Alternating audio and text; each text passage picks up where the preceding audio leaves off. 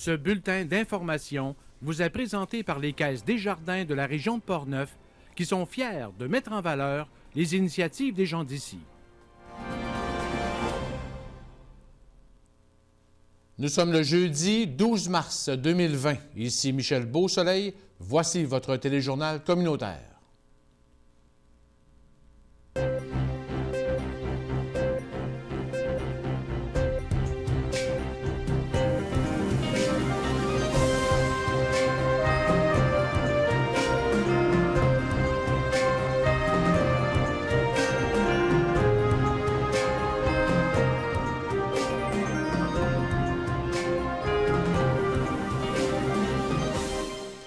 Au menu cette semaine, les électeurs de Saint-Marc-des-Carrières seront appelés aux urnes le dimanche 3 mai pour élire un nouveau maire.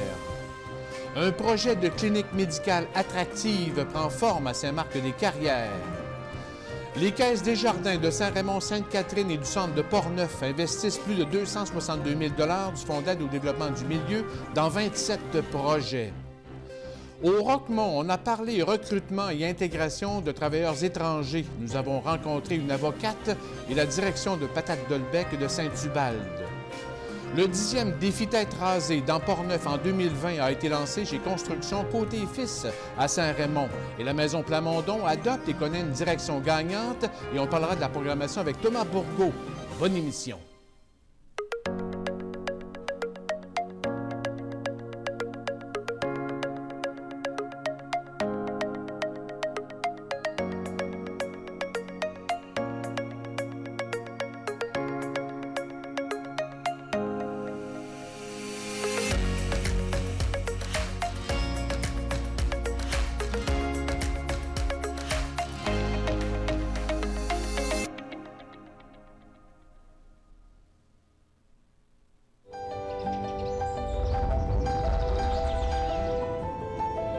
Ici, notre savoir-faire nous rend uniques. Ici, notre dynamisme fait notre renommée. Nos commerçants sont notre fierté.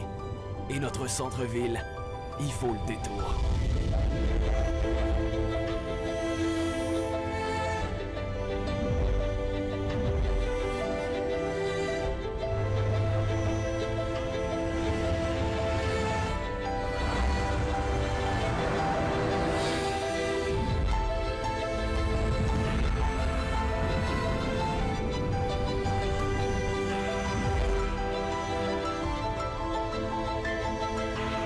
Ici à Saint-Raymond, mon avenir est prometteur.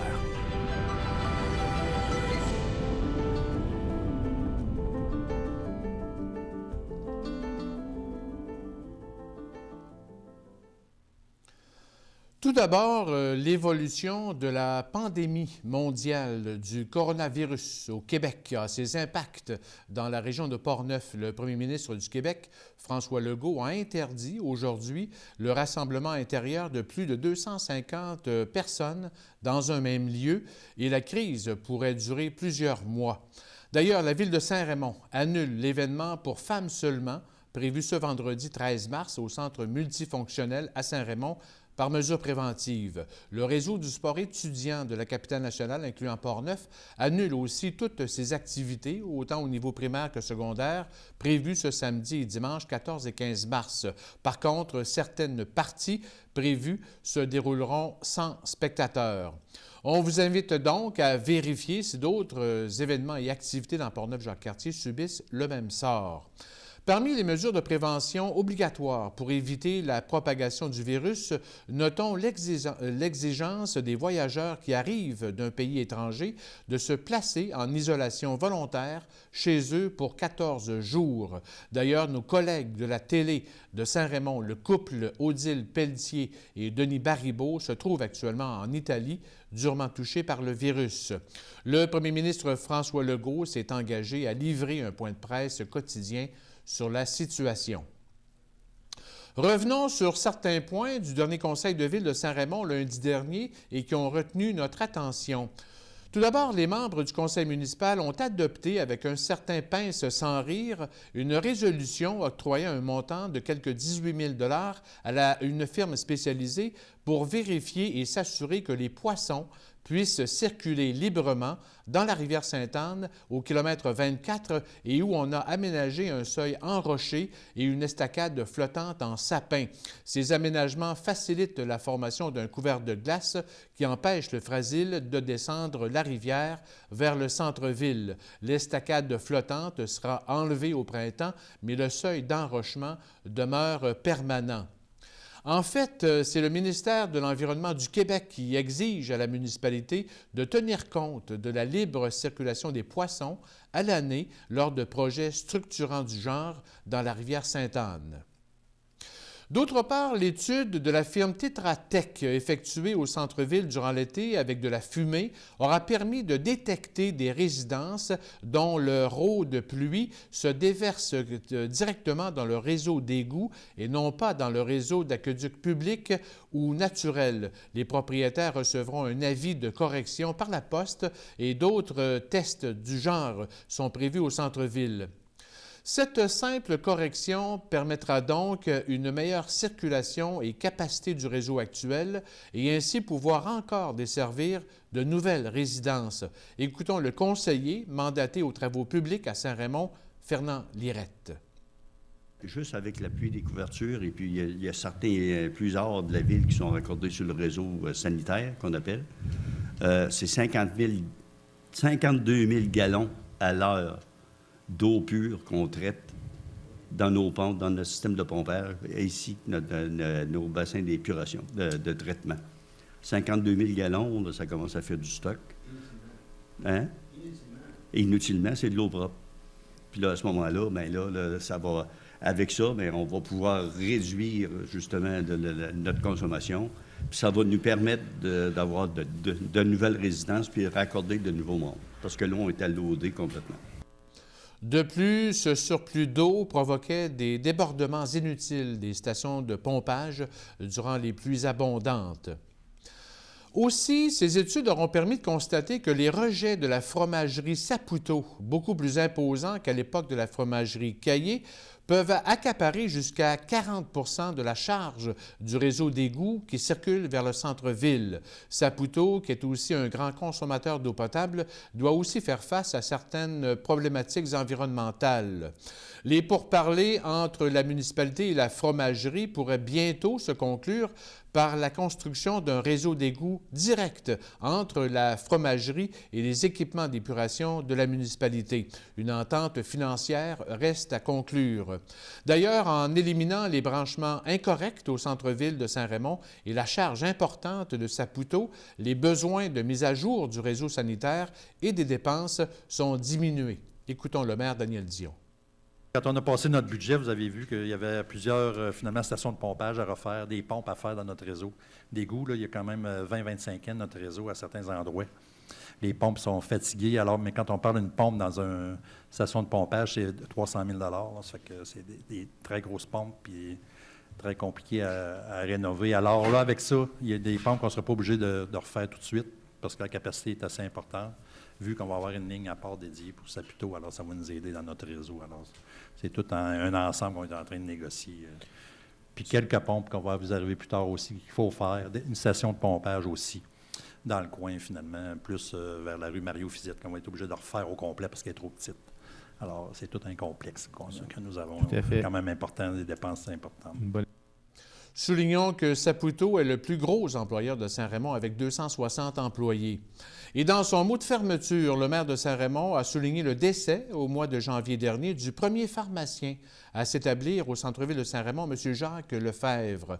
M. Lefebvre est décédé à l'âge de 92 ans à l'hôpital régional de Portneuf à Saint-Raymond le 9 janvier dernier. M. Lefebvre a ouvert sa pharmacie au centre-ville de Saint-Raymond en 1948 sous la bannière Rexall et Uniprix par la suite. Il demeurait à Saint-Basile autrefois de Saint-Raymond. Du côté de Saint-Marc-des-Carrières, on a appris lors du dernier conseil de ville lundi soir dernier que l'élection partielle pour élire un nouveau maire a été fixée au dimanche 3 mai prochain. Cette élection est nécessaire suite à la démission et au départ officiel du maire Guy Denis le 29 février dernier. D'ailleurs, selon la loi sur les élections et les référendums, la greffière, qui est aussi directrice générale, devait constater la vacance du maire avant d'enclencher le processus électoral. L'avis public paraîtra dans le Courrier de Portneuf ce lundi 18 mars. Ceux et celles qui veulent se porter candidats à la mairie de Saint-Marc-des-Carrières pourront déposer leurs documents à partir de vendredi prochain, 20 mars, jusqu'au vendredi 3 avril. C'est la directrice générale et greffière, Élise Lachance, qui agit comme présidente d'élection. Plus d'une vingtaine de citoyens ont pris part au conseil de ville à Saint-Marc-des-Carrières lundi soir dernier. Le premier présidé par la mairesse suppléante Christina Perron. Durant la période de questions, un citoyen de Saint-Marc-des-Carrières et membre du comité santé dans Portneuf depuis plus de 3 ans, Jean-Luc Frenette, a pris la parole pour décrire la situation des soins de santé dans l'ouest de Portneuf et la démarche qui est en cours pour devenir plus attractif. Il a rappelé que l'ouest de Portneuf est le secteur le plus éloigné et le plus vieillissant de la capitale nationale et c'est le secteur qui gagne le moins cher par tête d'habitant. Les citoyens se sentent délaissés par le réseau de la santé. M. Frenette a quand même souligné que depuis 1 an, on ne constate pas de découverture médicale à l'urgence du CLSC de Saint-Marc-des-Carrières et que 2 nouveaux IPS, infirmières praticiennes spécialisées, viendront pratiquer à Saint-Marc éventuellement. Mais au mois de décembre dernier, une rencontre entre le CIUS de la capitale nationale, les médecins de Saint-Marc et le comité santé aura permis aux gestionnaires du réseau, selon M. Frenette, de constater que la clinique médicale de Saint-Marc-des-Carrières menaçait de fermeture en raison du départ prochain à la retraite des médecins actuels et du manque de relève. Une rencontre a aussi eu lieu avec la ministre de la Santé, Danielle Mécan, et le député de Portneuf, Vincent Caron, pour décrire cette réalité. Depuis l'automne dernier, une mobilisation municipale et citoyenne est en cours dans l'ouest de Portneuf pour soutenir un projet d'implanter une clinique médicale à Saint-Marc-des-Carrières à la fine pointe de l'heure pour attirer les jeunes médecins et professionnels de la santé.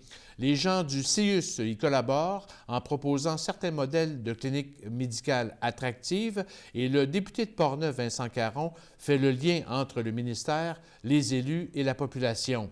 Une idée de ligne de service santé à travers les municipalités de l'ouest de Portneuf a aussi été suggérée.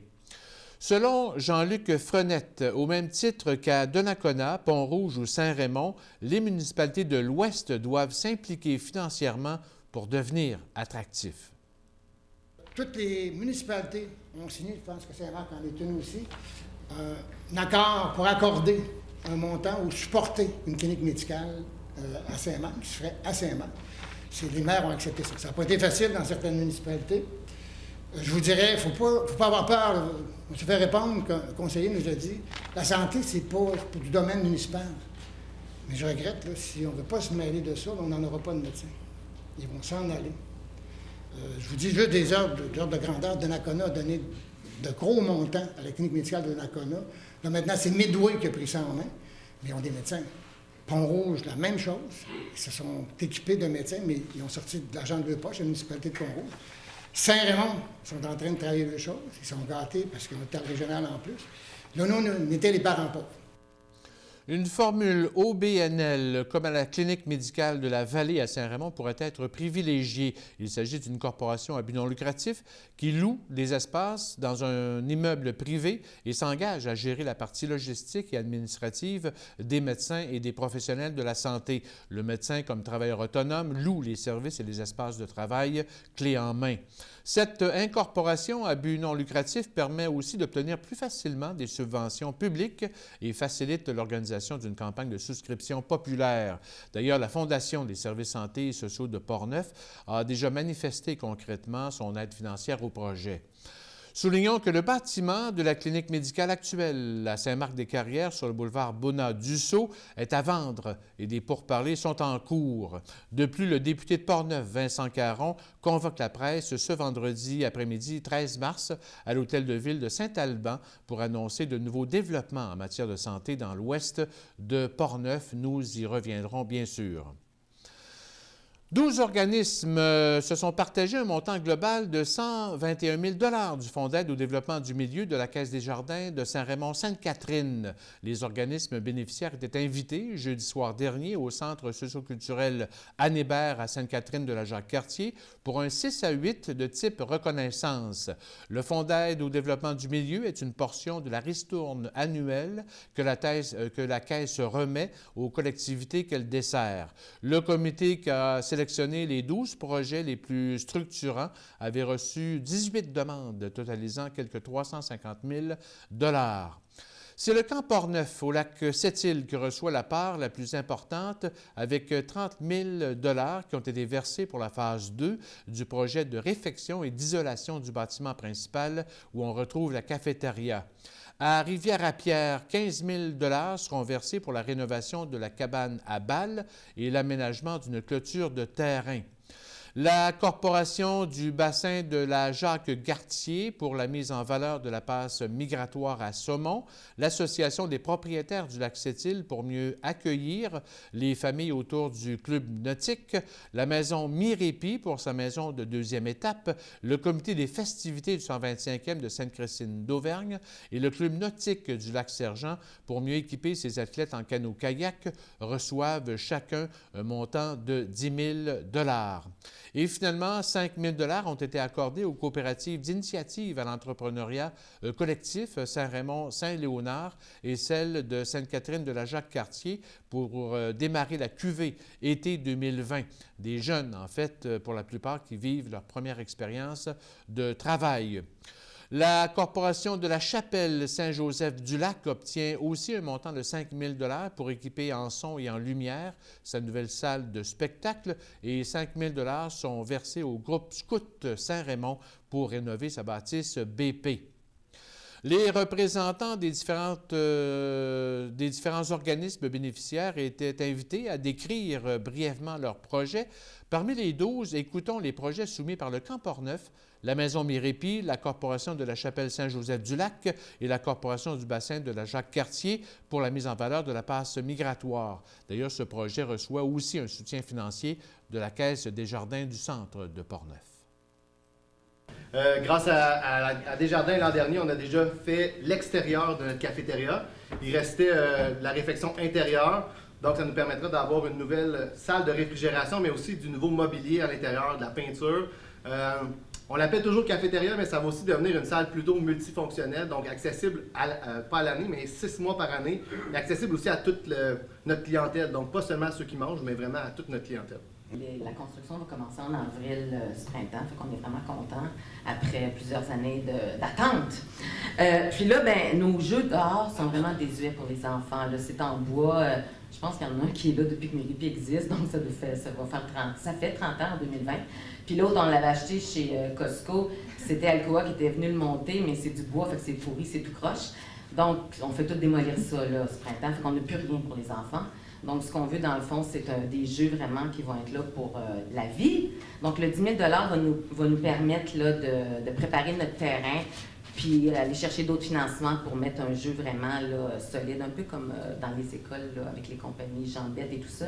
La chapelle se transforme en salle de spectacle. Alors, c'est notre objectif au cours des prochaines années. D'ailleurs, le dernier sondage qui a été fait par une firme de sondage pour la redéfinition de la politique culturelle de la MRC de la Jacques-Cartier indique que c'est un souhait de la population d'avoir une salle de spectacle dans la MRC de la Jacques-Cartier.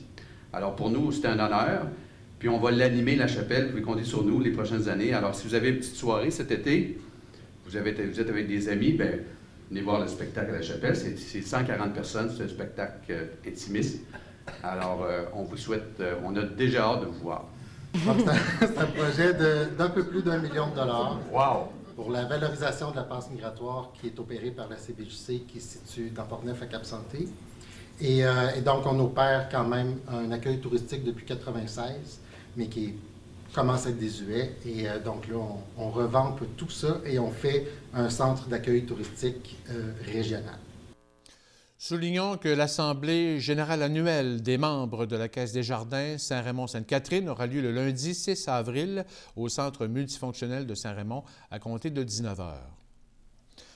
Du côté de la Caisse du centre de Portneuf, ce mercredi soir 11 mars, les dirigeants ont dû déplacer la soirée au Moulin Marcoux en raison d'une panne de courant.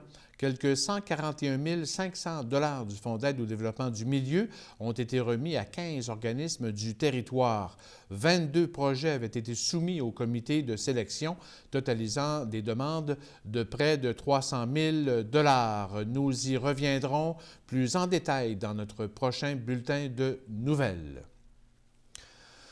Les membres et dirigeants de la table de concertation agroalimentaire de Portneuf tenaient leur assemblée générale annuelle lundi soir dernier dans les bureaux de la MRC à Cap-Santé. La direction a profité de l'occasion pour dresser un bref historique de l'organisation depuis ses débuts en 2016 et présenter sa vision 2025. La table regroupe maintenant 48 producteurs propriétaires de tout le territoire de Portneuf et 3 membres partenaires. Parmi les actions présentes à venir, une offensive est lancée pour recruter d'autres membres partenaires. En fait, il s'agit des entreprises qui touchent les secteurs de l'alimentation, de l'épicerie, de la restauration, des bistrots et autres. Poursuivre sa mission de promouvoir la qualité, la distribution et la vente des produits sous le libellé Portneuf Culture de saveur, en plus de faire connaître Portneuf comme une destination gourmande à l'année longue. Les membres de la table de concertation agroalimentaire de Portneuf sont aussi engagés dans la démarche d'assurer une alimentation saine et en quantité suffisante à sa population plus démunie, amorcée depuis 3 ans. Aussi, l'administrateur à la table agroalimentaire et producteur propriétaire du domaine Hébert à Deschambault, Christian Hébert, a soulevé les projets de recherche en cours dans Portneuf sur le maïs, les fraises, les abeilles ou la production animale, entre autres, comme fierté régionale. On l'écoute. D'après moi, ça serait une chose avec la table agro puis inciter la MRC de Portneuf à faire la valorisation de tous ces projets en innovation-là qui sont faits ici, puis après ça, qui ont un rayonnement sur tout le Québec.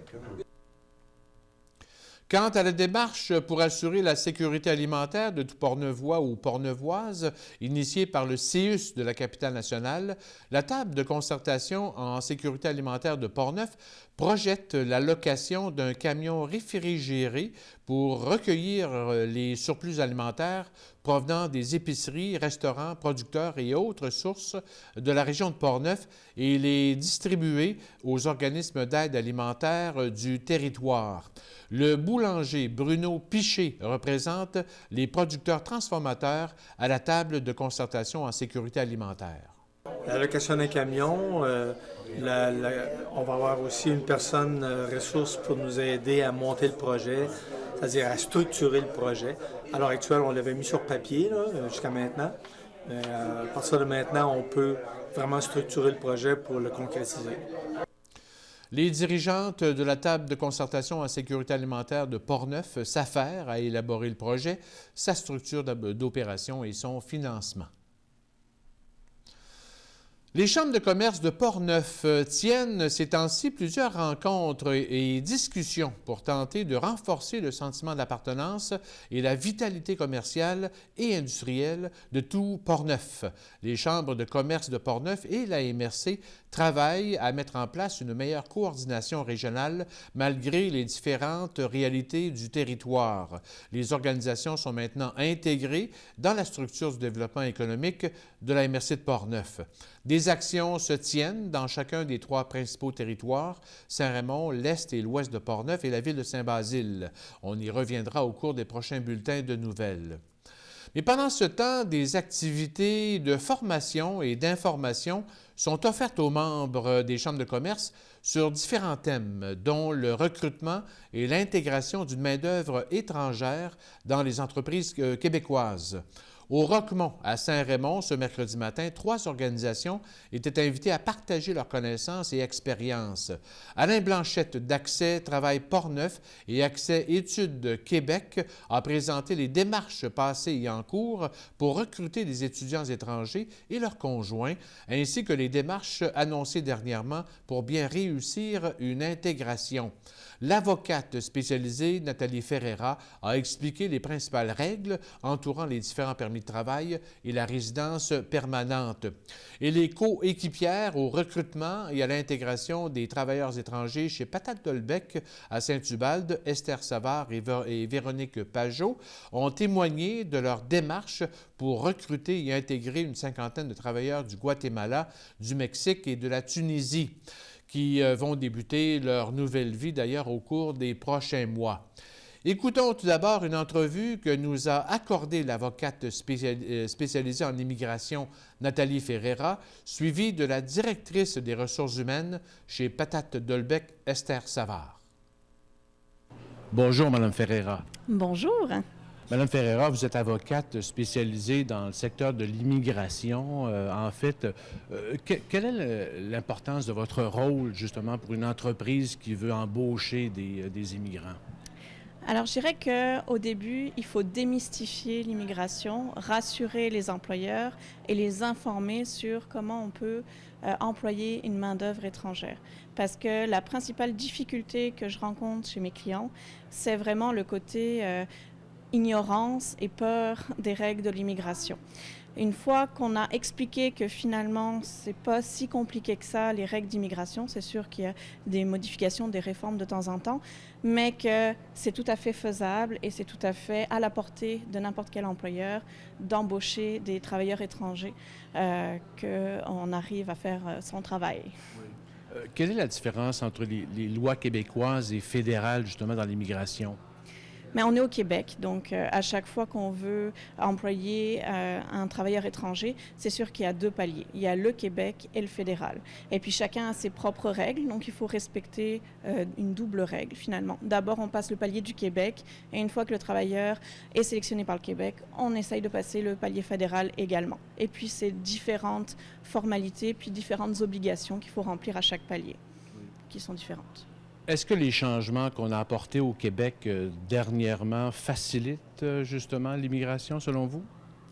Alors, il y a eu une réforme dont on a beaucoup parlé en novembre qui n'a absolument pas facilité la vie des travailleurs et des employeurs du Québec. Bien au contraire, c'est pour ça qu'elle a été bien vite enlevée et heureusement pour tout le monde. Donc là, je ne dirais pas que ça a facilité. Au contraire, cette réforme-là qui a été enlevée maintenant là, ne facilite absolument pas la vie des employeurs. Après, on va voir ce qui va sortir. Par contre, là, on a une liste quand même qui a été publiée par le Québec récemment, qui est sortie le 24 février, qui est quand même élargie, donc qui va aider les employeurs à trouver de la main-d'œuvre plus rapidement avec moins de contraintes. Quelle est l'importance de l'immigration aujourd'hui même, justement, pour les employeurs dans ce cadre de pénurie d'emploi, si on veut? Bien, c'est essentiel. Hein? C'est essentiel parce que, justement, les employeurs ne trouvant pas de personnel, il y a certains qui sont obligés de diminuer leur activité, voire de fermer leurs portes. Donc, à mon avis, la survie de certaines entreprises passe par le recrutement des main-d'œuvre étrangères. Et pour ça, il faut avoir de l'information. Il faut vraiment informer l'employeur. Il faut démystifier le tout. Il faut le rendre possible et puis lui faciliter la vie. Pour le moment, on ne peut pas dire que ça soit grandement facilité parce que les règles, quand même, restent assez contraignantes. Et puis, surtout, les délais sont très longs parce que là, on parle d'un délai de 6, 8 mois, voire 12 mois pour certains employeurs parce que les services sont débordés de demandes d'employeurs qui, justement, essayent de trouver des solutions. Tant qu'ils n'auront pas baissé les délais, à mon avis, ça ne facilitera pas la vie des employeurs. Ils sont en train d'en parler. Hein. Le Québec parlemente avec le fédéral pour pouvoir baisser ces délais-là, mais pour l'instant, ce n'est pas le cas. Et c'est toujours, il y a quand même beaucoup de conditions encore à remplir. Donc, on n'en est pas là. Il y a un enjeu quand même important du côté régional, plus difficile pour les régions de recruter une main-d'œuvre immigrante par rapport aux grands centres urbains. Qu'est-ce que vous proposez justement pour faciliter l'immigration en région? Mais c'est sûr que les travailleurs étrangers, quand ils ont le choix, ils vont vers les métropoles pour avoir des facilités. Par contre, si jamais on faisait en sorte de donner des services aux employeurs de région, à faire des accords avec certains pays pour faciliter la venue, notamment au niveau des finances, notamment au niveau de la francisation, et pour aider ces employeurs-là qui sont en région, ça faciliterait grandement l'arrivée, à mon avis, des travailleurs. Donc, ça passerait par un partenariat entre les pays, ça passerait avec une aide gouvernementale, que ce soit le pays du candidat ou que ce soit le Québec ou le fédéral, pour mieux intégrer les personnes en région, pour mieux les franciser, pour offrir plus de services pour leur intégration. Alors, Mme Ferreira, merci beaucoup. Je vous en prie. Bonjour, Mme Savard. Bonjour. Madame Savard, tout d'abord, décrivez-nous un peu l'importance des travailleurs immigrants chez vous, chez Dolbec. Bien, nous, les travailleurs étrangers sont très importants, c'est des partenaires. Si on n'a pas les travailleurs étrangers, on aurait des difficultés là, à avoir une croissance d'entreprise en contexte de pénurie de main-d'œuvre. Oui. Et combien vous avez de travailleurs actuellement? On va en avoir 52 en septembre. 52 travailleurs du Guatemala, du Mexique et de la Tunisie. Vous avez mentionné tantôt que depuis 3 ans, le processus a accéléré beaucoup, en fait. Pourquoi, essentiellement? En fait, il y a 3 ans, on avait 4 travailleurs mexicains. En septembre, on va en avoir 52, justement. Donc, on avait vraiment de la difficulté à recruter. Et l'entreprise aussi, elle avait davantage de commandes. Donc, on n'avait pas le choix là, de trouver une solution pour avoir davantage de personnel.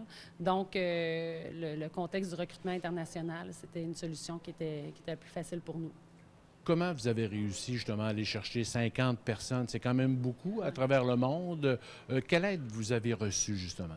On fait affaire avec 2 fournisseurs de services à l'externe et aussi, plus ça allait, plus qu'on avait de travailleurs, parce qu'on a des différents contrats. Là. On a des 2 à 3 mois, du 8 mois, du 2 ans, du 36 mois aussi. Et on est beaucoup par référencement maintenant. Donc, nos travailleurs, à chaque fois, ils nous référaient des gens de leur famille. Donc, on fait nos entrevues, justement, par Internet, par Skype et tout ça. Puis là, c'est là qu'on est allé recruter davantage de personnel. Et où en êtes-vous actuellement dans votre recrutement pour septembre?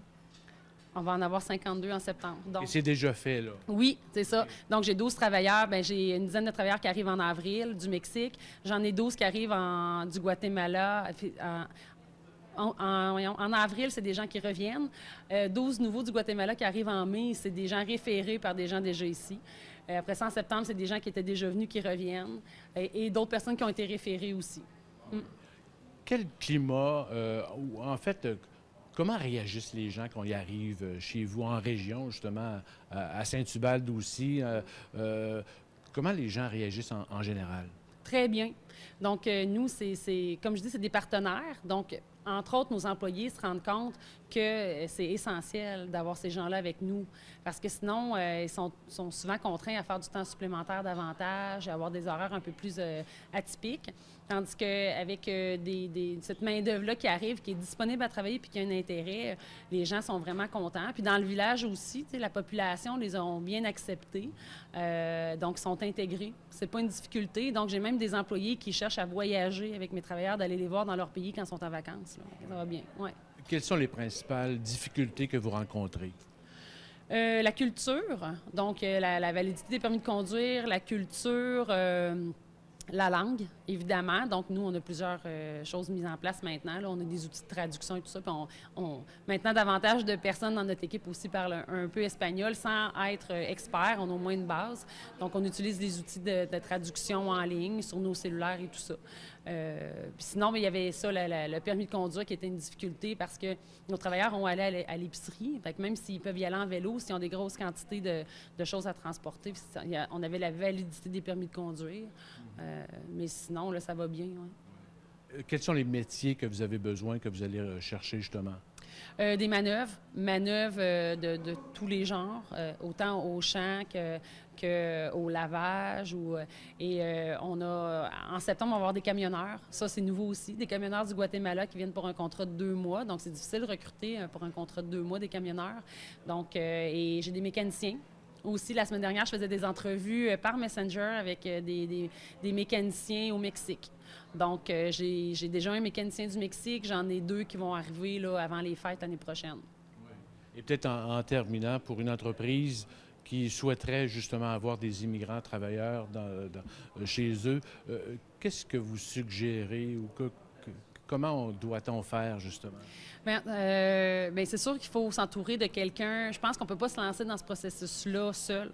On doit faire affaire avec une entreprise ou quelqu'un qui a une bonne expertise là-dedans parce qu'il y a plusieurs éléments à prendre en considération. Il y a les délais administratifs, l'analyse des besoins et tout ça. La clé, je pense, du succès, je ne dis pas qu'on est le succès absolu, mais on est quand même bien organisé maintenant, moi puis Véro, ma collègue, c'est de bien planifier le tout au départ, de bien faire l'accueil, de bien prévoir nos politiques, puis tout ça, pour s'assurer qu'après ça, les gens comprennent bien c'est quoi les différences de culture, puis qu'ils sachent c'est quoi les règles à respecter autant en entreprise, puis tout ça. Est-ce que vous souhaitez justement qu'il y ait une permanence, parce que c'est des contrats de 2 ans maximum? Oui, j'ai différents contrats, dans le fond, de 2 à 3 mois jusqu'à des contrats de 36 mois. Donc, puis ils prennent des vacances là, quand même en cours de route. Là. Mais oui, on vise, là, c'est pour ça aussi qu'on a différentes nationalités, là, c'est qu'on vise à ce que certains demandent une résidence permanente. Fait que c'est ce qu'on souhaite. Sauf que pour certains types de postes, c'est correct qu'ils retournent dans leur pays parce qu'on n'a pas besoin de façon permanente, parce qu'on a nos travailleurs québécois, mais il y a quand même des postes qu'on n'est pas capable de recruter. Et si les gens demandent une résidence permanente, bien nous, de toute façon, on leur a offert de les accompagner là-dedans. Là. Alors, Esther Savard, merci beaucoup. Merci. L'organisation entourant la campagne de financement Défi Tête rasée au profit de Leucan a lancé cette semaine chez Construction et Fils de Saint-Raymond les détails de la 10e édition qui se tiendra dans Portneuf en 2020. Le président directeur général de Construction Côté et Fils, Jean-René Côté, et le président directeur général de Charbon de Bois Feuilles d'Érable, Sylvain Henault, ont accepté la coprésidence d'honneur de cette 10e édition. L'argent amassé permet à des enfants et à leurs familles de mieux franchir les étapes psychologiques, physiques ou financières entourant la maladie du cancer. La recherche est aussi financée. Écoutons ce qui motive les coprésidents d'honneur, Sylvain Henault et Jean-René Côté, à s'impliquer dans la campagne de financement Défi Tête rasée de la Fondation Leucan du secteur de Québec. J'ai eu l'occasion la semaine passée d'aller visiter le centre oncologique au CHUL et j'ai été impressionné de voir et d'apprendre aussi que c'est complètement quelque chose qui est à côté de l'hôpital, qui est à part. C'est une organisation qui est financée par des levées de fonds que les gens font d'un côté et de l'autre. Et c'est quelque chose d'extraordinaire de voir le support que ces personnes-là peuvent apporter à des gens qui en ont besoin. Parce que quand on en apprend qu'on a un enfant qui est malade, on a besoin de support, puis ces gens-là, c'est remarquable tout ce qu'ils peuvent faire. Comme Sylvain l'a dit, il apporte une aide inestimable. C'est presque pas mesurable comment est-ce qu'ils peuvent donner de l'aide puis du support aux familles. On a visité le département au CHUL la semaine passée. C'était super. Il y a des bureaux, il y a des activités. Juste pour ça, je suis très, très, très, très fier de faire partie de l'équipe. Les familles d'Anthony Côté, 14 ans, et de Charles Tessier, 8 ans, les deux en rémission d'un cancer, ont accepté de témoigner à nouveau cette année des services et du soutien reçus par les équipes de la Fondation Leucan. Une activité de financement de type mixologie se tiendra au restaurant La Croquée de Saint-Raymond au mois de mai, de même qu'un Michoui bénéfice porte ouverte animé par le populaire maître fumeur à l'entreprise Charbon de Bois Feuilles d'Érable à Sainte-Christine d'Auvergne le samedi 23 mai. D'ailleurs, lors de la conférence de presse, un employé de Charbon de Bois Feuilles d'Érable, Renaud Fizet, a relevé le premier défi Tête rasée 2020 qui a rapporté 123 000 $ quand même l'an dernier et 535 000 $ en 9 ans dans Portneuf. En plus des défis organisés en entreprise, comme chez Alcoa, 2 activités populaires du défi Tête rasée seront organisées le 7 juin au Parc des Anglais de Donnacona et le 28 juin au centre-ville de Saint-Raymond.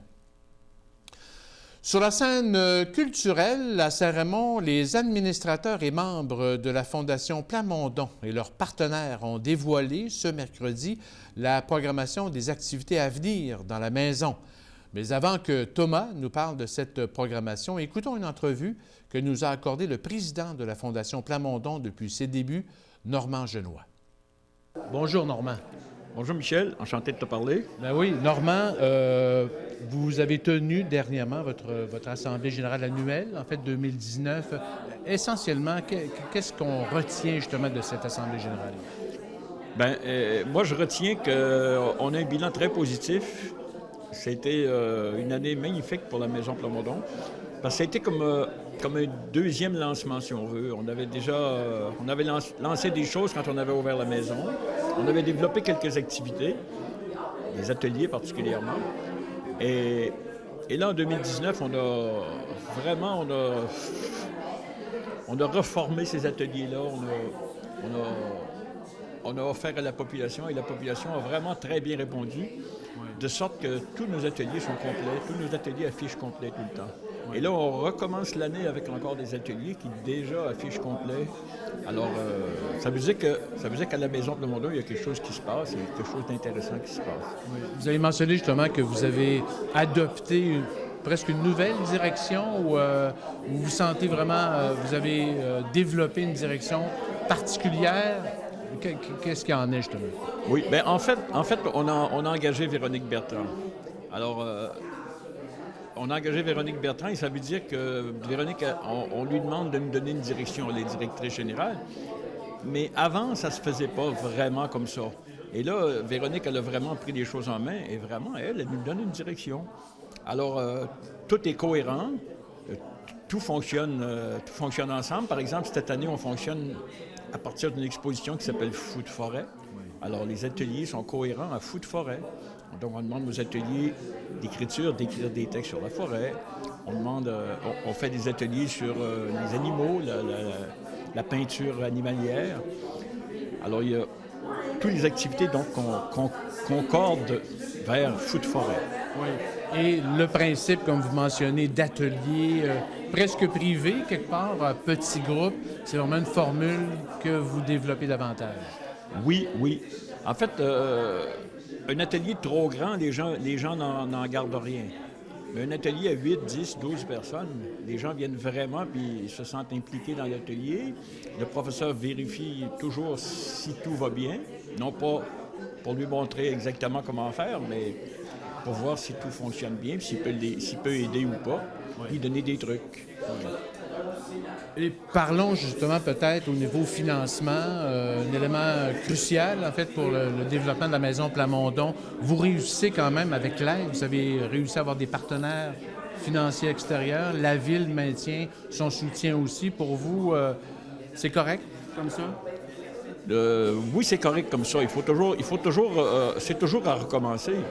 Mais c'est le principe des OSBL. Tout est toujours à recommencer. La Ville nous aide. La Ville nous donne une belle aide cette année. Luc Plamondon nous donne toujours une aide à chaque année. Et on a d'autres commanditaires, comme par exemple Saint-Raymond Toyota, Ciridion, Caisse Pop. Caisse Pop nous aide beaucoup. Caisse Desjardins nous aide beaucoup. Alors, on a des commanditaires ponctuels comme ça qui nous aident à organiser différentes activités. Oui. Et vous avez un conseil d'administration complet maintenant? On a un conseil d'administration complet, oui. On fonctionnait à 7 alors qu'on était censé être 9, mais là, on a... à la dernière Assemblée générale, on a élu un conseil d'administration complet. Parlons de la relation encore avec Luc Plamondon. Vous maintenez une communication régulière avec lui? On essaie d'avoir une communication régulière avec Luc. Quand on dit avec Luc, c'est avec sa gérante culturelle, parce que Luc, il y a deux. Il y a une agente culturelle, puis il y a une agente pour son agenda, puis il y a une agente pour ses affaires. Alors, l'agente pour ses affaires, on ne fait pas affaire avec elle, mais l'agente pour l'agenda, on fait affaire avec elle. Donc, moi, j'écris régulièrement à Luc, oui. Et c'est jamais lui qui me répond directement. Là, Luc, il vit en Europe actuellement. Alors, il vient très peu au Québec parce qu'ils sont en train de refaire encore Notre-Dame de Paris pour une Xème fois.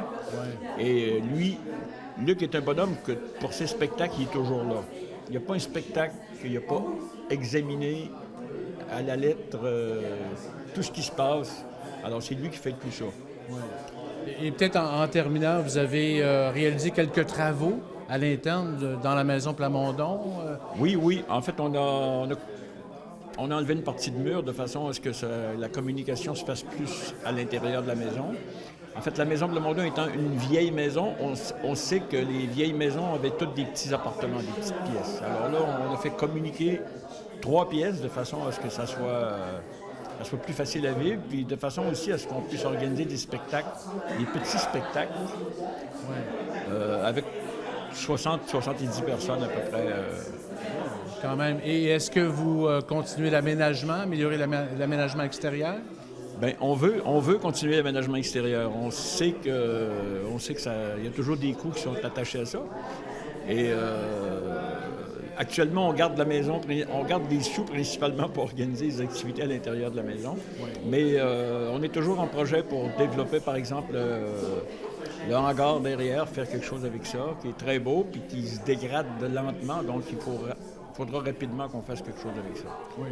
Alors, il faudra aller voir les députés, il faudra aller voir la MRC, essayer de joindre des budgets où M. Legault nous a promis de l'argent en infrastructure culturelle. Peut-être qu'il y aura quelque chose qui se débouchera de ce côté-là. Oui. Donc, somme toute, vous êtes satisfait de l'avancement, justement, du projet Maison Plamondon à Saint-Raymond? Ah, moi, je suis très, très heureux de ce qui se passe à la Maison Plamondon. Et je veux toujours redire que la Maison Plamondon, c'est un microcosme dans notre monde. Donc, on crée des choses ici à l'intérieur qui se développent vers l'extérieur. Donc, on crée à partir d'une seule maison des activités en espérant que tout ça se développe vers l'extérieur et ça fasse des vagues. Oui, bien sûr. Alors, Normand Genois, merci beaucoup et bonne saison. Merci beaucoup. Thomas Bourgault nous parlera de la programmation de la Maison Plamondon et dont son entretien avec Jim Corcoran après la pause.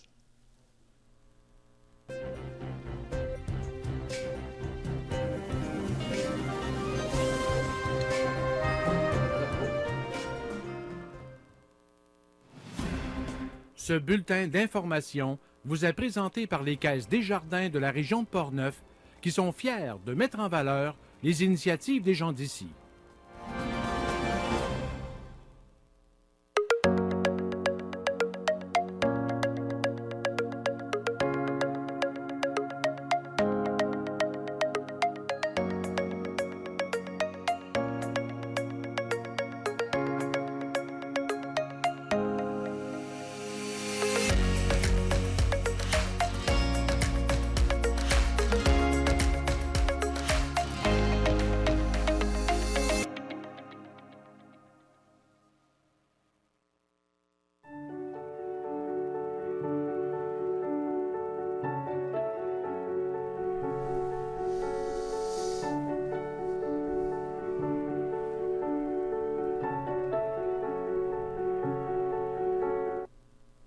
Thomas Bourgault, salut. Bonsoir, Michel. Hey, Thomas, j'ai ouï dire que tu pourrais nous quitter pour un certain temps. Malheureusement. Un certain temps, j'ai trouvé un emploi de coordonnateur de production avec la boîte de Québec Saturne 5, qui appartient entre autres à Pierre-Yves Lard. Ouais. Et ils m'ont engagé pour un contrat de 2 mois, ce qui veut dire que je vais devoir quitter temporairement la chronique culturelle, mais je vais être là la fin de semaine à la pige sur des tournages et en espérant, on croise les doigts, que je revienne, parce qu'on s'attache à vous êtes une belle équipe. Ben oui, hein? On s'attache. On s'attache aussi. On va en profiter, là, avant un petit 2 mois de pause, là, en sevrage, ben on en profite ce soir. Bon, on te souhaite un bon travail. Merci, avec la firme. Revenons à la Maison Plamondon. Oui. Belle conférence de presse hier. Très belle, très longue, mais très chargée et très bien faite conférence de presse. Tu y étais. Tony, notre ami qui est en régie présentement, on le salue, y était également. En arrivant là-bas, tu l'as remarqué aussi, j'imagine, ce qui m'a marqué, c'est que j'avais l'impression qu'il y avait plus d'espace à la maison. Vous trouvez aussi, hein? Et en parlant avec la directrice Véronique Bertrand, j'ai appris qu'ils avaient ouvert un mur un peu plus, ils avaient emménagé certaines pièces en haut, donc vraiment un plus grand espace pour accueillir une plus grande programmation 2020, vraiment, qui est absolument, Michel, haute en couleur. C'est pour ça que c'était si long comme conférence, c'est qu'il y avait tellement de belles choses à dire. Notamment, il va y avoir le retour de Secret de Charbonnier, donc qui va se dérouler en arrière dans l'espèce de grotte à charbon. Ça a tellement été populaire en 2019 qu'on ramène ceci et on revampe également. Ça ne sera pas exactement le même atelier. on transforme pour le mieux, encore une fois. Il y a également l'exposition Fous de forêt. Oui. Fous de forêt qui fait honneur à la grande nature, la flore de Saint-Raymond, qui est vraiment au cœur de la MRC finalement. Et c'est pour mettre en valeur des portraits de gens habités par la forêt. Parce que souvent, on se promène en forêt, mais on ne prend pas toujours le temps d'observer, d'écouter, de sentir. Voilà, de il y a voir. tellement, tous nos sens sont vraiment mis à vif et ça va être l'occasion d'explorer ça, tout le monde ensemble, de la région et d'ailleurs également. Et soit dit en passant, c'est gratuit pour les gens de la région de Portneuf, de Saint-Raymond. Et les autres, c'est un prix assez modique quand même. Alors, pour observer tout ce qu'on peut observer, c'est peu cher. Également, des ateliers d'écriture, par exemple, avec Claudine Paquet, qui est une écrivaine de la région, qui fait aussi dans le jeunesse, qui est très captivante, intéressante. Des ateliers de poésie avec Jean Désy. Et de la peinture animalière, entre autres, avec Ariane Bussière. Et pour les 8 ans et plus. Donc, on peut emmener nos enfants, nos petits frères, petites sœurs, tout le tralala. Et la peinture animalière, c'est assez spécial, parce qu'un humain, par exemple, Michel, si je décide de... un beau bonhomme, je décide de te peindre, tu es capable de rester en place aussi. Les animaux, c'est un peu plus ardu. Des fois, on se base sur des images qu'on a aussi, ce qui est plus compliqué. On n'a pas la 3 dimensions. Et on va apprendre ça avec Ariane Bussière, entre autres. C'est très intéressant. Et j'ai eu aussi l'occasion de parler avec le président de la Fondation de la Maison, Normand Genois, pour parler de l'importance de cette nouvelle programmation et à quel point on est rendu plus loin à Saint-Raymond. On va l'écouter. J'ai dit que j'avais l'impression que jusque-là, la Maison Plamondon ne savait pas trop où on allait. Je pense que les gens de la ville doivent être d'accord avec nous autres. Puis cette année, on commence à savoir où on va. Puis ça, c'est le fun. On a une direction. Alors, on s'en va. On ne sait jamais exactement où on s'en va. On est une OSBL. OSBL, ça vit de subvention, ça vit d'entraide, d'aide. Alors, on ne sait jamais exactement où on va. Mais on a pris une direction, on a pris une belle direction qui est unique dans le comté de Portneuf, qui est unique dans la région de Québec. Donc, la Maison Plamondon, c'est un lieu unique. Et les choses qu'on fait, en règle générale, ne sont pas répétées ailleurs. Alors, ce qui fait que ça va devenir un lieu très riche, culturellement, mais aussi socialement. C'est-à-dire qu'on attire des gens qui, ensemble, refont des choses ailleurs. Ce qui fait qu'on devient un microcosme qui développe notre communauté. Puis, moi, je pense que c'est ce qui est le plus important à comprendre de la Maison Plamondon. On est un microcosme qui se développe dans la communauté et qui aide à développer la communauté. Oui. Il faut dire que l'arrivée de Véronique Bertrand aussi, depuis 1 an, a changé beaucoup la donne aussi. Oui, Mme Bertrand... Elle a permis de donner une direction intéressante et particulière à la maison. Tellement bien dit, Michel. Et M. Genois l'a dit aussi, des fois, on ne sait pas trop comment se réinventer, on ne sait pas trop où aller non plus. On a besoin de nouvelles personnes. Et qui dit nouvelles personnes, comme Mme Bertrand, dit nouvelles idées. C'est une équipe qui est formidable. Chaque fois qu'on y va, et on a la chance d'y aller souvent pour des tournages, c'est vraiment pas un travail d'y aller, là, vraiment, c'est beaucoup de plaisir, c'est très intéressant. Et pour 2020, Mme Bertrand, M. Genois ont fait les choses en grand.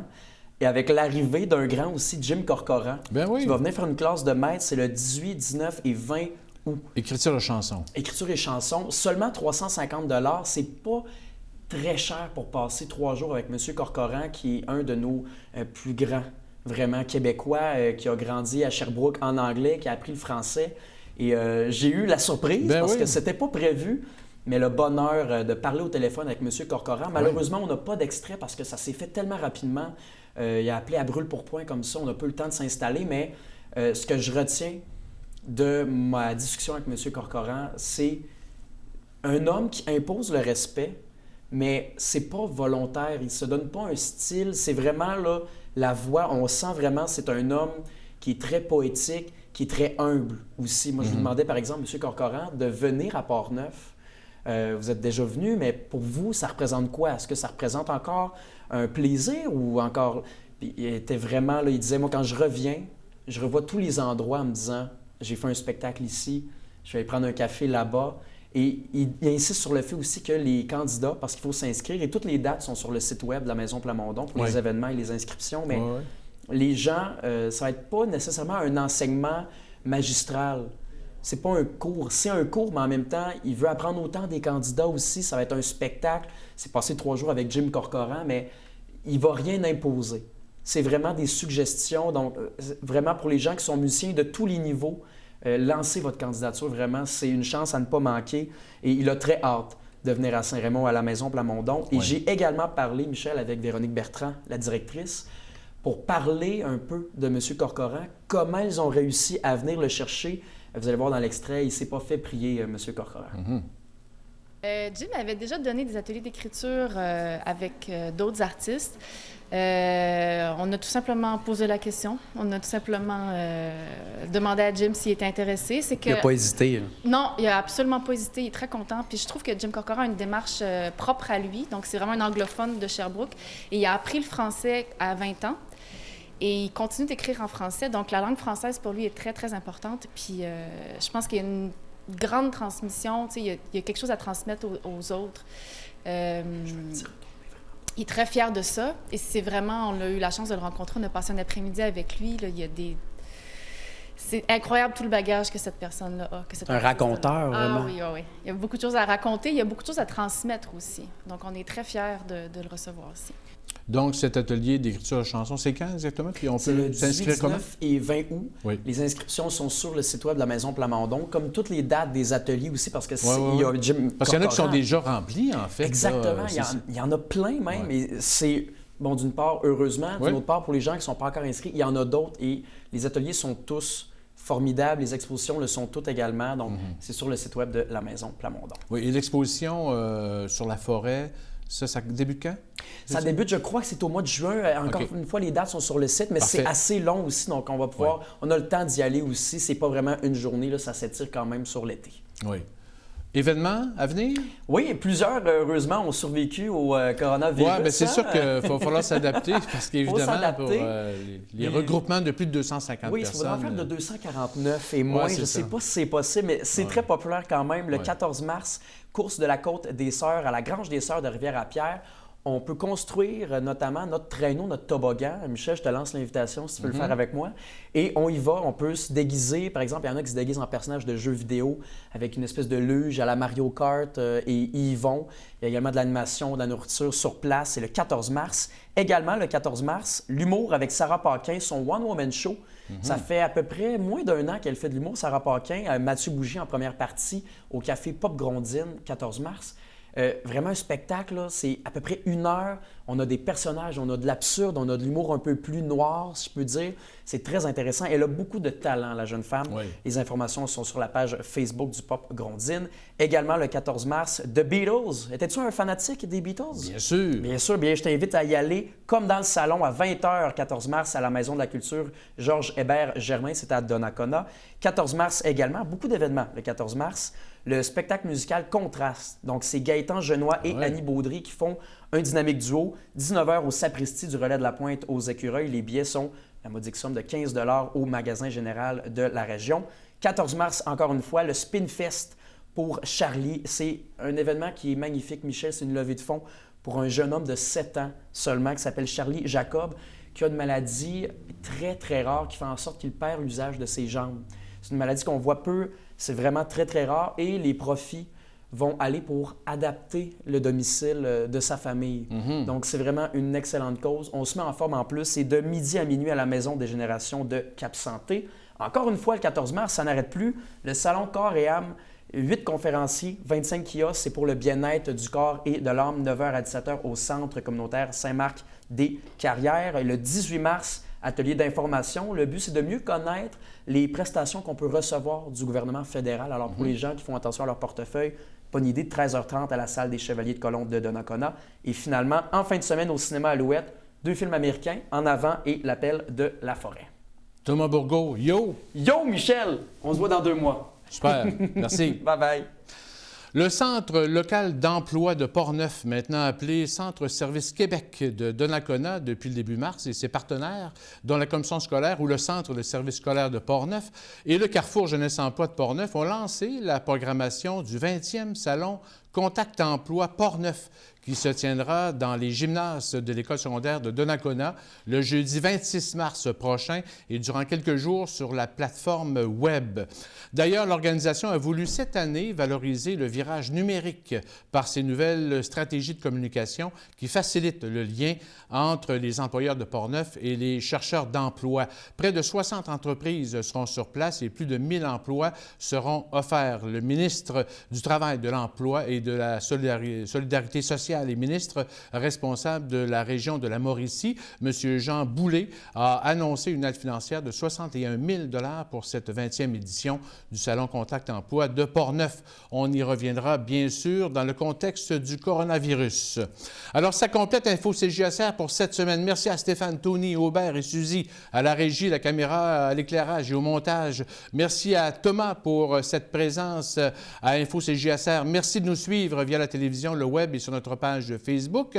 Et on se laisse avec des images de l'activité employeur recherche étudiant à l'école secondaire Louis-Jobin de Saint-Raymond qui avait lieu ce mercredi. Notre collègue et directeur à CJSR, Aubert Tremblay, était sur place pour rencontrer et recruter des élèves. L'activité a connu un record avec une vingtaine d'entreprises inscrites, plus de 80 postes d'étudiants et environ 120 candidatures reçues.